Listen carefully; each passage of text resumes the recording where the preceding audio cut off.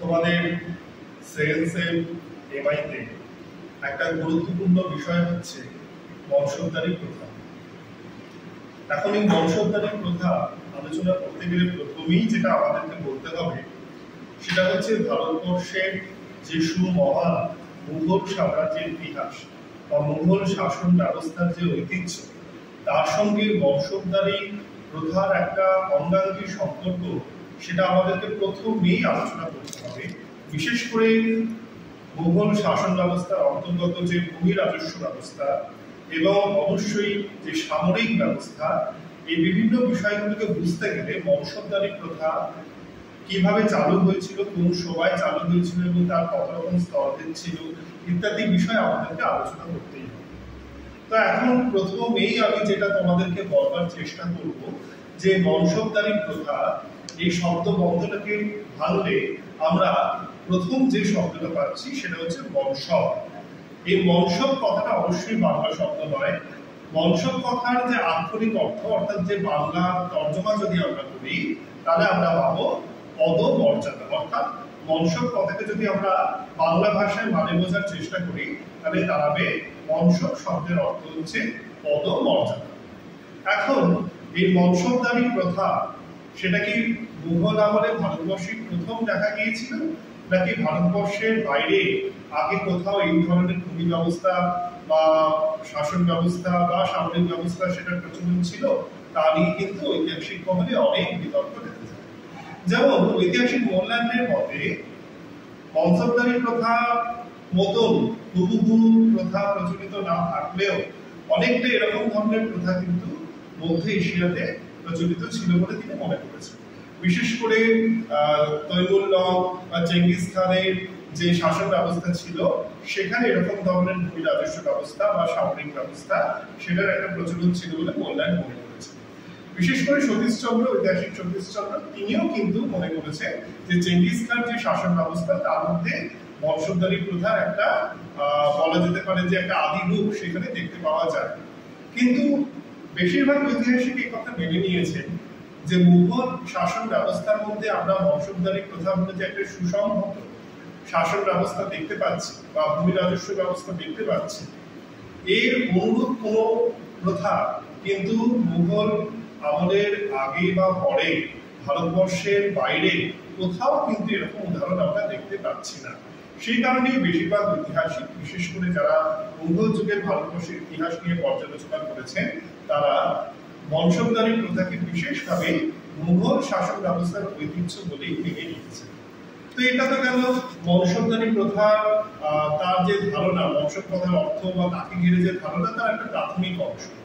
তো এবার সরাসরি আমাদেরকে জানতে হবে, যদি এটাকে আমরা মুঘল শাসন ব্যবস্থার অবিচ্ছেদ্য অঙ্গ হিসাবে বা গুরুত্বপূর্ণ ঐতিহ্য হিসাবে আলোচনা করি, তাহলে প্রথমেই আমাদের মনে প্রশ্ন আসবে যে মুঘল শাসন ব্যবস্থায় ঠিক কোন সময় থেকে বংশোদ্ধারী প্রথার প্রচলন ভারতবর্ষে হয়েছিল, তাই তো? এখন ভারতবর্ষের মুঘল শাসন ব্যবস্থার প্রচলন হয়েছিল সম্রাট বাবরের সময় থেকে, আমরা সবাই জানি, এবং তারপরে হুমায়ুন তিনি ক্ষমতায় এসেছিলেন এবং তারও অনেক পরে সম্রাট আকবর তিনি ক্ষমতায় এসেছিলেন। তো মুঘল ঐতিহাসিকরা বা পরবর্তীকালে যে সমস্ত ঐতিহাসিক বৃন্দ মুঘল ভারতবর্ষের ইতিহাস নিয়ে চর্চা করেছেন বা গবেষণা করেছেন, তারা কিন্তু এই বিষয়ে একমত হতে পারেননি যে সম্রাট বাবরের সময় থেকেই বংশোদ্ধারী প্রথার প্রচলন ভারতবর্ষে শুরু হয়েছিল কিনা। অনেকের মতে হয়তো প্রচলন ছিল, কিন্তু সেটা সেই অর্থে কোনো সুসংহত আকার পায়নি বলে মুঘল ঐতিহাসিকদের রচনায় বাবর বা হুমায়ুনের সময় বংশোদ্ধারী প্রথার কোনো উল্লেখ আমরা দেখতে পাই না।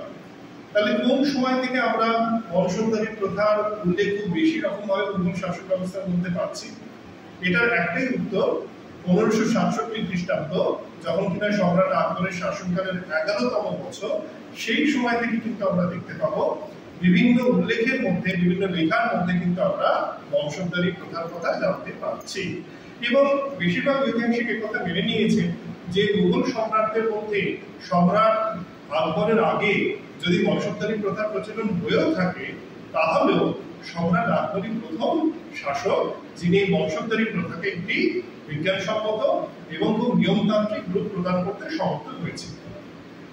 এখন এই যে বললাম বংশোদ্ধারী প্রথার সঙ্গে ভূমি রাজস্ব ব্যবস্থা, সাধারণভাবে যে শাসন ব্যবস্থা বা সামরিক ব্যবস্থা এই বিষয়গুলো অঙ্গাঙ্গিভাবে জড়িত ছিল। তাহলে কিভাবে জড়িত ছিল, কিভাবে একটি ব্যবস্থা একাধারে প্রশাসন, একাধারে যে ভূমি রাজস্ব ব্যবস্থা বা যে ট্যাক্স সিস্টেম এবং একাধারে যে মিলিটারি সিস্টেম অর্থাৎ যে সামরিক ব্যবস্থা সেটাকে ধারণ করেছিল, সেটা আমাদেরকে একটু বুঝতে হবে। কিভাবে সেটা আমরা বোঝার চেষ্টা করব। তা প্রথমত আমাদেরকে দেখতে হবে যে বংশোদ্ধারী যে দায়িত্ব, বংশোদ্ধারী প্রথা থেকে যে ব্যক্তি দায়িত্ব পেতেন তাকে কি কি কাজ করতে হতো, তার উপর কি কি দায়িত্ব ন্যস্ত হতো। সাধারণভাবে কিন্তু ঐতিহাসিকরা বলছে যে প্রথমত বংশোদ্ধারী প্রথার যে দায়িত্ব, যেটা প্রধানতম দায়িত্ব ছিল, সেটা কিন্তু অবশ্যই ছিল সামরিক দায়িত্ব, অর্থাৎ এক ধরনের সেনাপতিত্ব, এটা আমরা বলতে পারি। আমরা এর কাছাকাছি শব্দ হিসেবে সেনাপতি শব্দটাই পেতে পারি।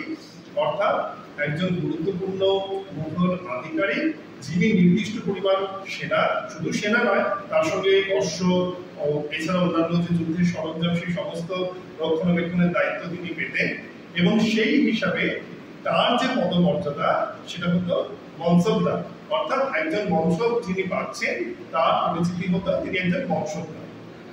এবং এই যে সামরিক দায়িত্ব তিনি পেলেন তার অংশ হিসাবে তাকে বেতন দেওয়া হতো। এখানে কিন্তু ঐতিহাসিকরা বলছেন যে সবসময় যে ভূমি রাজস্ব ব্যবস্থার সঙ্গে বংশোদ্ধারী প্রথা অঙ্গাঙ্গিভাবে জড়িত ছিল এমনটা ভাবতেই হবে, এরকম কোনো ব্যাপার না। কেন না, এখানে ঐতিহাসিকরা বলছেন যে দুরকম পদ্ধতিতে বংশোদ্ধারদের বেতন প্রদান করা হতো। সেই দুরকম পদ্ধতি, একটা খুব সহজ পদ্ধতি, নগদে বেতন দেওয়া, অর্থাৎ নগদ অর্থ। একজন বংশোদ্ধার তার পদমর্যাদা অনুসারে বা তার অধীনে কত সেনা থাকবে, কত অশ্ব থাকবে ইত্যাদি বিবেচনা করে তার যে পরিমাণ অর্থের প্রয়োজন সেই পরিমাণ অর্থ মুঘল রাজকোষ থেকে তার জন্য বরাদ্দ হতো। এবং এই ধরনের বংশোদ্ধারদেরকে বলা হতো নগদী বংশোদ্ধার, যেহেতু তারা নগদে বেতন পেত। কিন্তু এটাও ঐতিহাসিকরা বলছেন যে এই সংখ্যাটা ছিল খুব নগণ্য। বেশিরভাগ বংশোদ্ধারদেরকেই কিন্তু জাগির দেয়া। এই জাগির বা জায়গির শব্দটার মানেটা কি, অর্থাৎ কিছুটা আমরা জমিদারি প্রথার সঙ্গে আলোচনা করতে পারি, জমিদারি প্রথার কথা এখানে ভাবতে পারি। আমরা সাধারণভাবে জমিদারি প্রথার সঙ্গে পরিচিত যে বংশানুক্রমিক ভাবে যখন কোনো ব্যক্তি একটা বিশাল সংখ্যক জমি থেকে রাজস্ব আদায়ের দায়িত্ব পেতেন, সাধারণভাবে তাকেই আমরা জমিদার বলি। জমিদারি প্রথার সঙ্গে জাগিরদারি প্রথার একটা সূক্ষ্ম পার্থক্য ছিল। যদিও জাগিরদারি প্রথা নিয়ে আলোচনা একটা স্বতন্ত্র বিষয়, কিন্তু বংশোদ্ধারী প্রথার মধ্যে নগদী জাগির, নগদী বংশোদ্ধার এবং যারা জাগির পেতেন তাদের পার্থক্য বোঝানোর জন্য আমি এখানে একটু জাগিরদারি প্রথা নিয়ে আলোচনা করছি। জাগিরদারি প্রথায় কি হতো, একজন বংশোদ্ধারকে তার ভরণ পোষণের জন্য একটা নির্দিষ্ট পরিমাণ জমির জাগির দেওয়া হতো, কিন্তু এই ক্ষমতাটা বংশানুক্রমিক ছিল না এবং জাগিরদারদের বদলেই হতো। অর্থাৎ একজন বংশোদ্ধার তার পদমর্যাদা অনুসারে তারপরে তার অধীনে যে সেনা এবং অশ্ব থাকবে, তার রক্ষণাবেক্ষণের জন্য যে পরিমাণ অর্থের তার প্রয়োজন সেই হিসেব করে যে পরিমাণ জাগির থেকে সেই পরিমাণ অর্থ আদায় করা সম্ভব ছিল সেই পরিমাণ জমি থেকে তাকে রাজস্ব আদায়ের অধিকার দেওয়া হতো। তাহলে এখানে কিভাবে ভূমি রাজস্ব ব্যবস্থার সাথে বংশোদ্ধারী প্রথা যুক্ত হয়ে গেল, অর্থাৎ একজন বংশোদ্ধার যখন জাগির পেলেন তার বেতন হিসাবে, তখন তার উপর একই সঙ্গে দায়িত্ব থাকলো সেই পরিমাণ জমি থেকে বছরের নির্দিষ্ট সময় রাজস্ব আদায়। তার একটা অংশ সে নিজের কাছে রাখতো নিজের বেতন হিসেবে এবং বাকি অংশটা সে বা তিনি মুঘল রাজকোষে পাঠিয়ে দিতে কেন্দ্রীয় রাজস্বের অংশ হিসেবে, তাই তো? তাহলে এখানে ভূমি রাজস্ব ব্যবস্থার সঙ্গে আমরা বংশোদ্ধারদেরকে যুক্ত হতে দেখছি। এবং যেহেতু তিনি এই অঞ্চলে জাগির আদায় করার অধিকারী ছিলেন, সেই হেতু সেই অঞ্চলের প্রশাসনিক ব্যবস্থার চূড়ান্ত নিয়ামক অন্তত সেই অঞ্চলে কেন্দ্রের পরেই ছিলেন তিনি। অর্থাৎ এখানে তার একটা প্রশাসনিক দায়িত্বের কথাও কিন্তু আমরা জানতে পারছি। এখানে একটা কথা আমি তোমাদেরকে বিশেষভাবে বলতে চাইবো যে জাগিরদারি প্রথা একটা আলাদা প্রথা, বংশোদ্ধারী প্রথা একটা আলাদা প্রথা। এই বংশোদ্ধার যখন বেতন হিসেবে জাগির পেতেন তখন তিনি একাধারে জাগিরদার হতেন, একাধারে বংশোদ্ধার হতেন। কিন্তু তার বাইরেও অনেক জাগিরদার ছিলেন যাদের কিন্তু বংশোদ্ধারী কোনো অধিকার বা দায়িত্ব ছিল না। তাহলে মানেটা কি দাঁড়ালো যে সব বংশোদ্ধারী জাগিরদার, যদি সামান্য কিছু নগদী বংশোদ্ধারকে আমরা বাদ দিই হিসেব থেকে, কিন্তু সব জাগিরদারই বংশোদ্ধার নয়। এটা তোমরা আশা করি নিশ্চয়ই বুঝতে পেরেছ। এবং এই যে বংশোদ্ধারী প্রথা, এটা কিন্তু সর্বদা বা সর্বত্রের যে স্তরভেদটা সেটা একরকম ছিল না। অর্থাৎ ছোট থেকে বড় বিভিন্ন রকম বংশধরের অস্তিত্ব আমরা মুঘল শাসন ব্যবস্থার মধ্যে দেখতে পাচ্ছি। যেমন যেমন আমরা এখানে 500 থেকে 5000 পর্যন্ত সেনা রাখার অধিকার বংশধরদের মধ্যে দেখতে পাচ্ছি। অর্থাৎ একেবারে ছোট, মাঝারি, তার থেকে একটু বড়, তার থেকে অনেক বড়, এরকম বিভিন্ন স্তরের দেখতে পাচ্ছি বংশধরী প্রথার মধ্যে।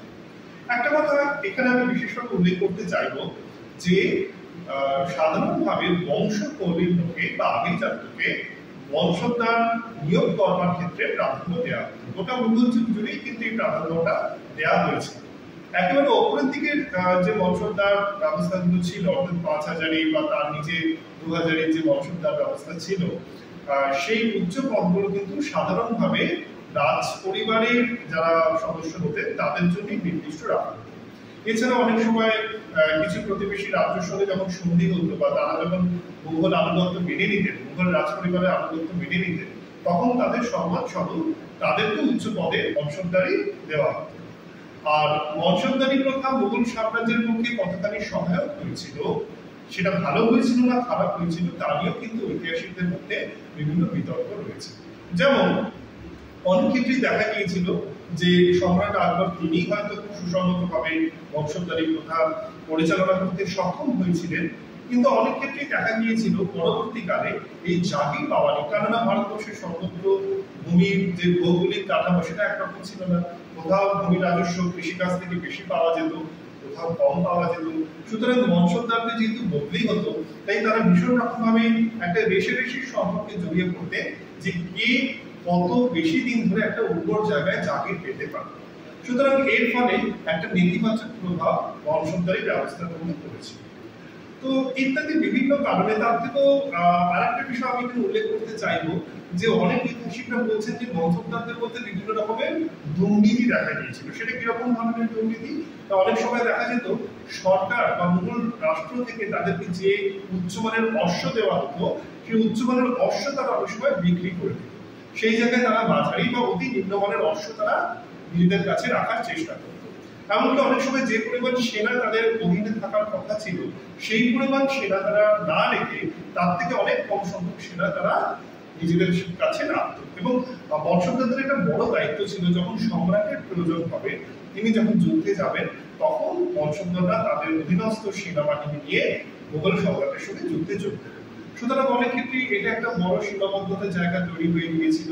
ইত্যাদি বিভিন্ন কারণে ঐতিহাসিকরা পরবর্তীকালে বলছেন, যদিও এখানে একটা কথা আমি উল্লেখ করতে চাইবো যে সম্রাট আকবরের সময়ও কিন্তু কোথাও কোথাও এই ধরনের সমস্যা দেখা দেওয়াতে সম্রাট আকবর দাগ ও বলিয়া প্রথা ইত্যাদির মাধ্যমে বংশধরী প্রথায় যাতে কোনো রকম অসুবিধা না তৈরি হয় বা এটা যাতে ভেঙে না পড়ে বা দুর্নীতি যেন একেবারে ওপরের দিকে না উঠে আসতে পারে, সেই জন্য সম্রাট আকবর অনেক চেষ্টা করেছিলেন। কিন্তু তথাপি অনেক ঐতিহাসিক পরবর্তীকালে বলছেন যে একটা রেশারেশির বিষয় বা সম্রাট পরবর্তীকালে আমরা যখন দেখবো যে সম্রাট ঔরঙ্গজেবের পরবর্তীকালে মুঘল রাজদরবারে একটা রেশারেশি চলছে যে কারা নিজেদের পক্ষে রাজপুত্রকে সিংহাসনে বসাতে পারবে, সেই সময়ও কিন্তু আমরা দেখবো যে ইরানি, তুরানি, হিন্দুস্তানি এরকম বিভিন্ন গোষ্ঠীর মধ্যে একটা রেশারেশি চলছে যে কারা নিজেদের মানে পছন্দের ব্যক্তিকে সিংহাসনে বসাতে পারছে, কেননা তাহলে তারা উচ্চ মানের জাগির পাবে বা উচ্চ পদের বংশধরী পাবে। সুতরাং এক্ষেত্রে ঐতিহাসিকদের একটা স্পষ্ট মতামত আমরা দেখতে পাচ্ছি, যতদিন বংশধরী প্রথা সুসংহতভাবে মুঘল সম্রাটরা পরিচালনা করতে পেরেছিলেন, সক্ষম হয়েছিলেন, ততদিন এটা একটা শক্তিশালী অভিজাত তন্ত্র হিসাবে মুঘল সাম্রাজ্যের সমর্থক হিসাবে বা মুঘল সাম্রাজ্যের শক্তি হিসাবে মুঘল সাম্রাজ্যকে সহায়তা করেছিল। কিন্তু পরবর্তীকালে যখন সেটাকে সুসংহতভাবে নিয়ন্ত্রণ করা গেল না, তখন কিন্তু এটাই মুঘল সাম্রাজ্যের পতনের অন্যতম কারণ হিসাবে একটা বড় ভূমিকা পালন করেছিল।